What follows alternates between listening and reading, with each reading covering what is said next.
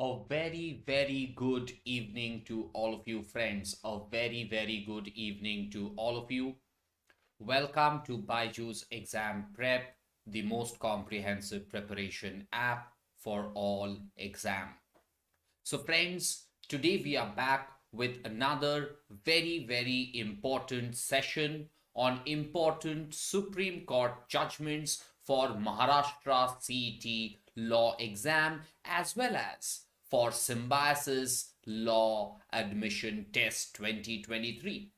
So in this particular session, we shall be discussing about two very, very important judgments which are absolutely important for those preparing for Maharashtra CET as well as for Symbiosis Law Admission Test. A very, very good afternoon to all of you, friends. A very, very warm welcome to each and every one of you from the entire team at BYJU'S Exam Prep. So guys, what are those two judgments that we are going to discuss? We are going to discuss Vishaka versus State of Rajasthan and MC Mehta versus Union of India.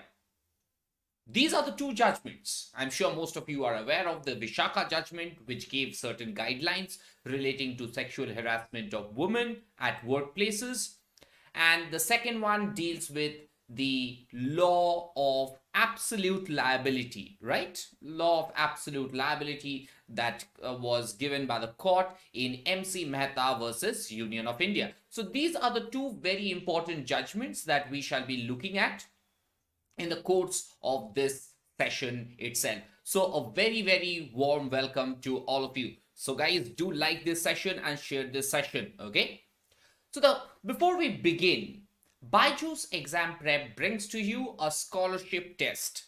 Get up to 90% scholarship on our preparation program, which is going to be held on 5th of March at 11 a.m. So hurry up and register now for this scholarship test, wherein you get an opportunity to get up to 90% scholarship on our preparation program.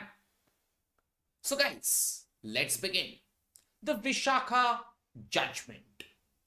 Now, in this section, I shall be dealing with the factual basis on which the case began.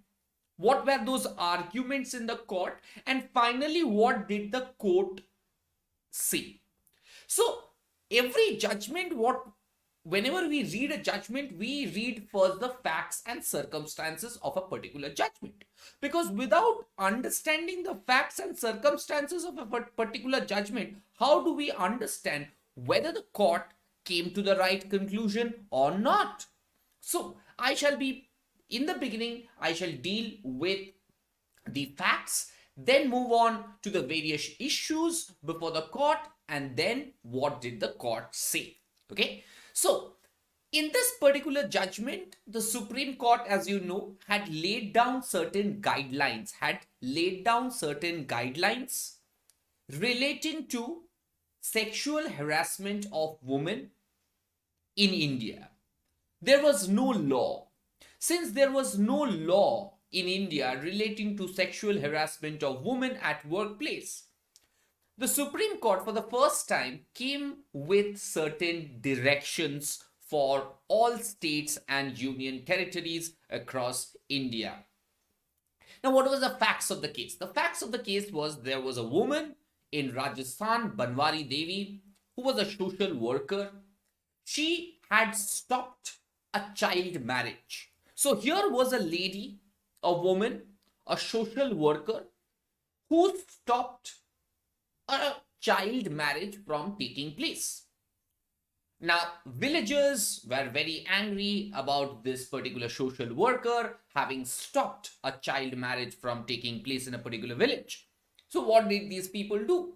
These people gang raped her. Now, she was being gang raped. The trial court acquitted the accused because there was no evidence.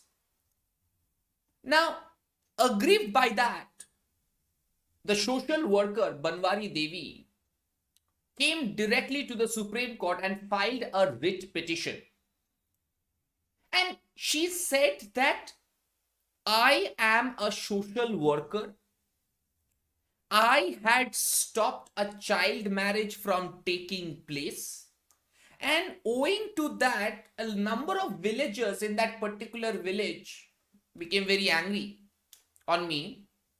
They committed rape. The trial court has acquitted the perpetrators because of lack of evidence. Now, this was the entire gamut of the facts. Now, what was the question before the court? The question before the court was whether sexual harassment at workplace is a violation of a fundamental right. Now, the country did not witness at that point in time. Today you have POSCO and other rules, POSH rules and all. But in those days, there was no such rules, no such legislation. So in the absence of a legislation, should the court make certain directions? So the question before the court was whether sexual harassment at workplace. Now, here was a woman who was a social activist. Now, she was working with some NGOs. They wanted to stop a child marriage. Now, during the course of her work, she was gang raped. So the question was whether sexual harassment at workplace is a violation of a fundamental right or not. Now, this particular judgment deals with three very important articles: the interplay of Article 14, Article 19, and Article 21. The Supreme Court simply says that in a workplace, first and foremost, in those days, around 30-40 years back, there was huge amount of gender inequality. Now, what do I mean by gender equality? Gender inequality means there was no such a good ratio of men and women working together in a workplace. So there was a time when women were perceived to be homemakers. They used to stay at home, cook food, wash clothes, the daily chores of life, and the men used to go to work. Now, so generally in a company in those days, 40 years back, you would find 80 to 90% of the workforce are men. Now, today, of course, that ratio has increased. Now, in another a decade time, you will have 50-50%. So that is the best ratio. But even today, you have around 60-40% or something like that. Now the ratio today has increased. Now, a lot of women go out to work. But in those days, 40 years back, it was a male-dominated society. Now, you have right to equality. You have right to life. You have right to freedom. The moment there is a sexual harassment, it leads to violation of your fundamental right. There is a gender inequality which is deep-rooted in our society. And that is the reason why we see gender-based violence against women. Now, any day you go to a shop, you go to the streets, you will find that there are people, whistling, there are people taunting, making comments and all. Now, it might not happen in the heart of the city. Of course, it also happens in Delhi, Bombay, Calcutta, Madras. But you will see more of it happening in rural villages. Now, people are not aware. Women are perceived as commodities in the market. Now, that should not happen. So, the Supreme Court elaborately laid down certain guidelines called as the Vishaka guidelines to stop sexual harassment at workplace. To curtail, to stop this sexual harassment that is taking in workplaces, there was no law. Now, in the absence of laws, certain things had to be done. So the Supreme Court came out with certain guidelines. The Supreme Court said that every act of harassment should lead to intimation of a criminal proceeding and disciplinary action. So if a woman is harassed in the offices by her colleagues, it should lead to criminal prosecution. It should lead to criminal proceedings or a disciplinary action. There must be a time-bound effective mechanism to deal with sexual harassment. It must be time-bound. It cannot go on and on and on and on and on forever. The Supreme Court also said that there must be a complaints committee headed by a woman, and not more than half of its members must be women. So the Supreme Court's guideline, if you look at those guidelines, it talks about a time-bound effective mechanism to curb this sexual harassment. It also deals with a complaints committee to be headed by a woman, and 50% or more should be women. At least 50% should be women. Concrete steps to be taken to create awareness among sexual harassment and mechanism. So there must be some kind of awareness. There must be some kind of awareness about sexual harassment and the mechanism to approach appropriate people. Now, a woman who is harassed in the workplace should know whom to approach, whom not to approach. So those were the things that the Supreme Court had laid down in the Vishaka guidelines. Am I clear to each and every one? Are you guys understanding? Zoya Khan, that's a separate question. It's nothing to deal with right now things, okay? Race and caste. I'll discuss about that when we talk about Article 14, 15 and 16. Zoya Khan. Okay? Yeah. Okay? So did you all understand? Did you all understand? All of you. So, moving on. The Supreme Court said that human rights come having regards to the definition of human rights under the Protection of Human Rights Act of 1993 and the fact that the present civil and penal laws in India do not adequately provide for specific protection of women from sexual harassment in workplaces, and that enactment of such legislation will take considerable time. The Supreme Court laid down these guidelines. Now, since, as I said in the initiation of the session, while I started discussing about this particular case, is that there was a vacuum. There was no law. Since in the absence of a law, how can you prosecute a man who has committed sexual harassment at workplace? There is no law. Now, if there is a law, fair thought. If there is no law, then what?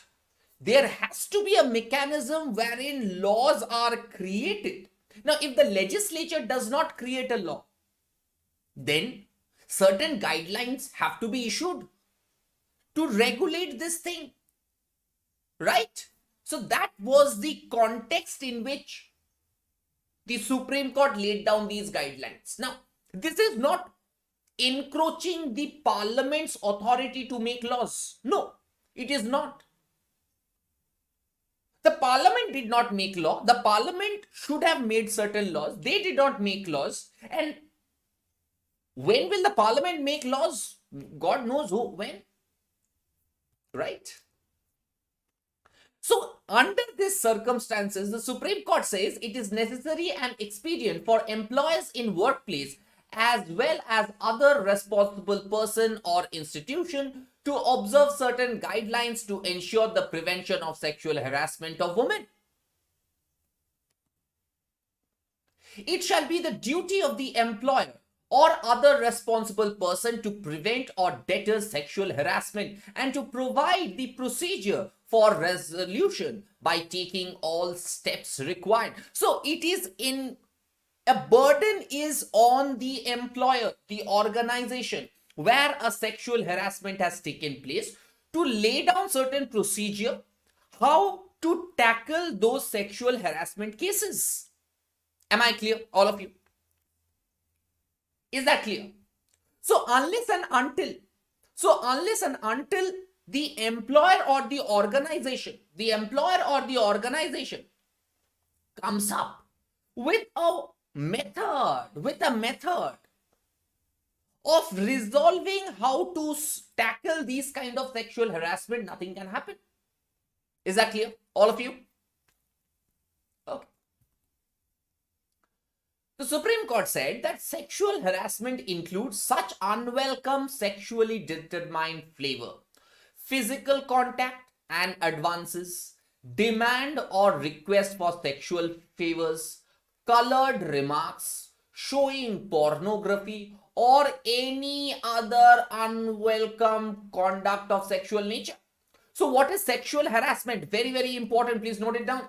Sexual harassment includes any kind of unwelcome sexual behavior, which can be a physical contact, physical advance, demands or request for sexual favors, colored remarks, showing pornography, or any kind of unwelcome conduct in the nature of a sexual nature.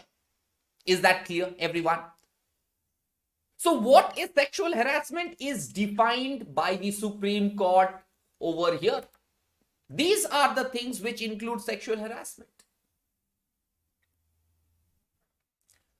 Now, of course, there is the Indian Penal Code.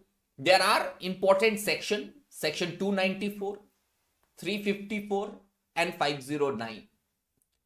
The first one is obscene acts and songs. The second one is outraging the modesty of a woman. And 509 deals with words, gestures or acts intended to result the modesty of a woman. So if you want to insult the modesty of a woman, if you're abusing someone, if you're saying something, these are things which results in these attracting these sections. But the Supreme Court said that, these sections are penal in nature. What about other things? Now, if you are working and some of your co-workers abuse you or harass you, now, criminal law, of course, is an option, but there has to be an in-house mechanism to deal with it. A civil suit can be filed for damages under tort law on the grounds of mental anguish, physical harassment, loss of income, employment cost. So, a person who suffers sexual harassment might not be able to go to office for a month or two, might be suffering from mental agony, mental anguish. There might be a loss of income. So, damages can be claimed by the person who has suffered sexual harassment owing to these things. Am I clear, every one of you? Am I clear? Okay. Before we move on, BYJU'S Exam Prep brings to you a comprehensive course for CLAT 2024.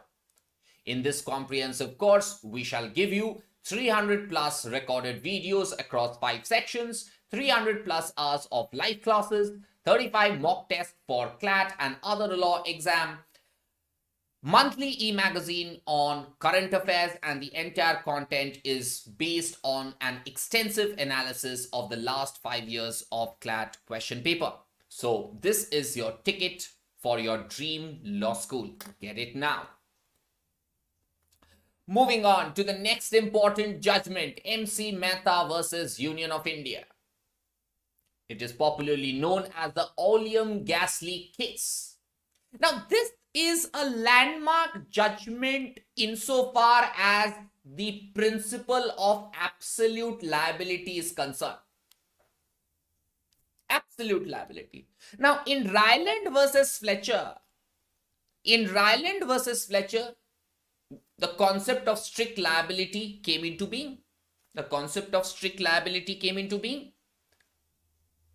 Now, that was a case in which a person had a water reservoir on his land. Water escapes out from his reservoir, enters into someone's coal mine. There's a disaster, the coal mine is flooded. That gave rise to the concept of strict liability. But suppose Bhopal gas leak case or the oleum gas leak case, where hundreds of people's life have been endangered owing to an act of leakage of certain industrial product. Okay, industries. Now this is an industry. There's a leakage from an industry, and it causes catastrophe. People are dead. People lose their life. Then what? Will the principle of strict liability still be applicable? The answer is no. The answer is absolutely no. This was a landmark judgment making industries accountable for any kind of leakage from their plants. Now, there was a lawyer by the name of MC Mehta.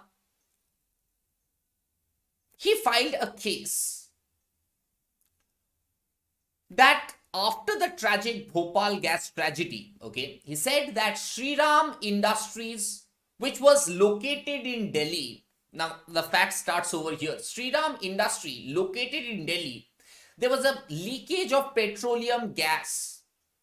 And this lawyer, MC Mehta, went to the court saying that shut this industry. So here is a petroleum industry in the heart of Delhi, national capital. There is a huge leakage of petroleum gas. Now, people in and around, these are all residential areas, people will breathe air, right? You have to survive. To survive, you have to breathe air. Now, MC Mehta prayed for shutting down that industry, saying that the continuity of this industry poses a risk to the lives of those people who are located in and around that industry. So MC Mehta went to the court and asked for closure of Shriram Food and Fertilizer. The Assistant Commissioner of Factories and Inspector of Factories passed an order for shutting down the plant.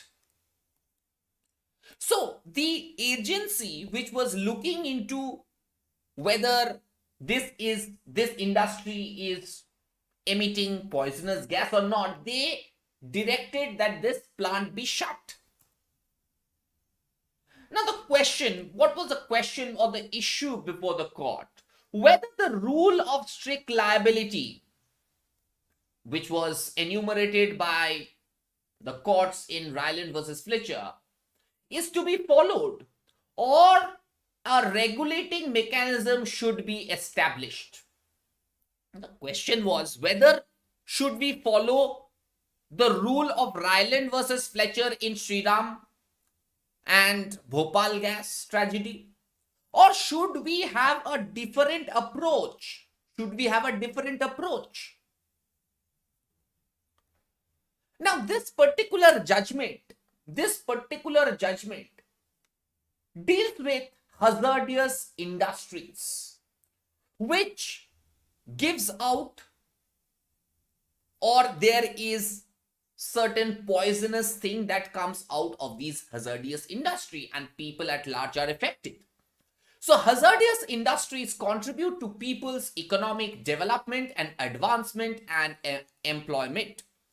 Now, production of chlorine helps in disinfecting water, but production of chlorine is dangerous. Now, the government ordered that this particular plant be set somewhere else. There was a relocation of this particular plant because number of people are, their health, it is causing health hazards to hundreds and millions of people who are residing in and across that particular area. So the government directed that there should be a relocation of this particular plant, and these kind of plants should not operate in a nearby, close by, or a residential area. Now, when you are having such a industry which has potential of killing people, it should not be located in a residential area. It should be located very, very far off. We understand that we require development, but development not at the cost of human life. We, all of us agree that we require development, but development not at the cost of our lives. Now that will become very difficult. Is that clear, all of you? Is that clear to each and everyone? Okay. So in this particular case, the Supreme Court of India said that the principle that was laid down in Ryland versus Fletcher is not adequate. In Ryland versus Fletcher, the principle of strict liability was laid down by the English court. According to this principle, a person who keeps any hazardous substance on his premises will be responsible if such substance escape and causes damage. But there were certain defenses. The principle had certain exceptions. These exceptions were act of God, plaintiff's fault, third party's fault, consent, common benefit, act of stranger, statutory authority. So these were the defenses in Ryland versus Fletcher's principle of strict liability. But when we come to a situation where hundreds and hundreds of people's lives are in danger, can we apply this principle? No, the Supreme Court said that what is the difference between strict liability and absolute liability then? In absolute liability, there is no such defenses. Very, very important. In absolute liability, there is no such defenses. Am I clear? Each and every one of you. So, the difference between strict liability and absolute liability is that same thing, the principle is the same, that if you bring upon your land something that is dangerous, that dangerous thing escapes out, which causes damage to people, you are strictly liable. Then you have certain defenses. If you are absolutely liable, there is no such defenses at all. And this is insofar as industrial plants are concerned. Judges in Oleum Gasly case being reluctant to apply the concept of strict liability came up with a new principle known as absolute liability. Am I clear to each and every one? Am I clear? Now the rule is very similar. The rule of absolute liability and strict liability are on very similar equation. The only difference is that in strict liability, there are certain defenses. Whereas in absolute liability, there is no such defenses at all. Am I clear? See, it is similar to strict liability, but with no exceptions.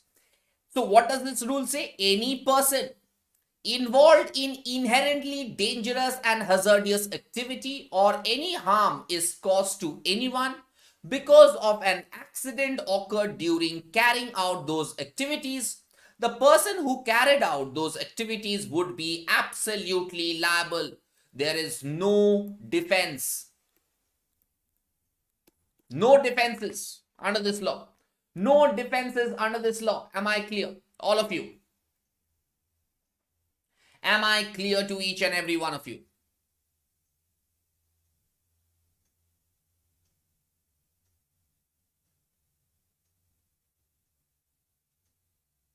Okay? All of you? Okay.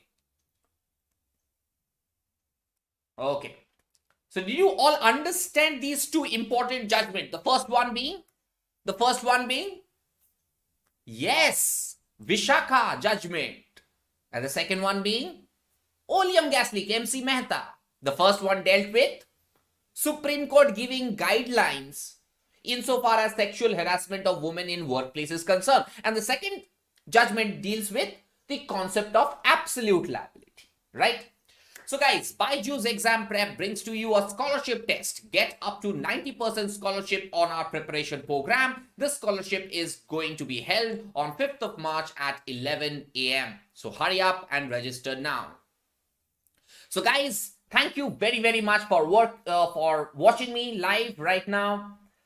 Do subscribe to our YouTube channel, do follow us on our Instagram, do like our Facebook page, do join our Telegram channel, and do not forget to download the app now. Thank you very much. God bless you. Stay home, stay safe, stay healthy. Have a great week ahead. Bye-bye. Take care. See you soon. Bye-bye.